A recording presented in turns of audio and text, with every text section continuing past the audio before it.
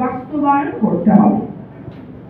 সবচেয়ে শেষ আর কি 10, সুশাসন প্রতিষ্ঠার লক্ষ্যে সকল ক্ষেত্রে জবাবদিহিতার সংস্কৃতি গড়ে তুলতে হবে। সামাজিক প্রতিরোধ কমিটির পক্ষে আমরা যে সংগঠন করে সেগুলোর নাম না বলি, কাগজটা হয়তো সবাই পেয়ে যাবে, আমি নামগুলোর নাম। ধন্যবাদ সবাইকে।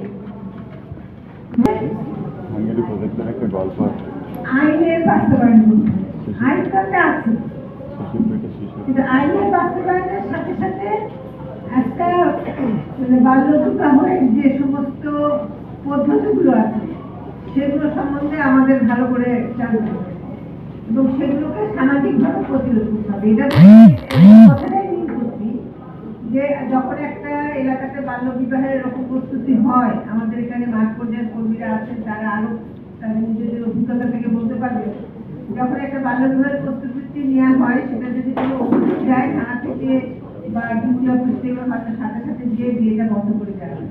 পরবর্তী দেখা যায় যে এই মেয়েটাকে আবার ওই গ্রাম থেকে আর একটা দূরে গ্রামে বিয়ে দেওয়া হচ্ছে, কোথাও একটা নৌকার মধ্যে বিয়ে দিয়ে দেওয়া হচ্ছে, কোথাও মসজিদের মধ্যে বা বাসার মধ্যে শুধু একটা কলমা করে বিয়ে দিয়ে দেওয়া হচ্ছে। তাহলে বিবাহের যে রেজিস্ট্রেশনের আইন আছে সেই নিবন্ধনটা হচ্ছে না, কিন্তু বিবাহ কিন্তু রেজিস্ট্রি কাবিন হচ্ছে না, বিবাহ যে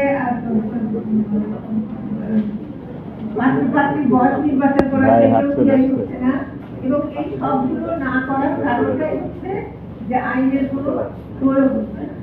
এই যে হাজার হাজার মেয়েদের কাছ থেকে আইনের কাছে ট্রান্সফার করার যে প্রবণতা, যে ধারা, এই ধারাটাকে প্রতিরোধ করতে হবে এবং সেটার জন্য একটা সামাজিক সচেতনতা তৈরি করতে হবে এবং তার পাশাপাশি হচ্ছে মেয়েদের শিক্ষাটাকে বৃদ্ধি করতে হবে।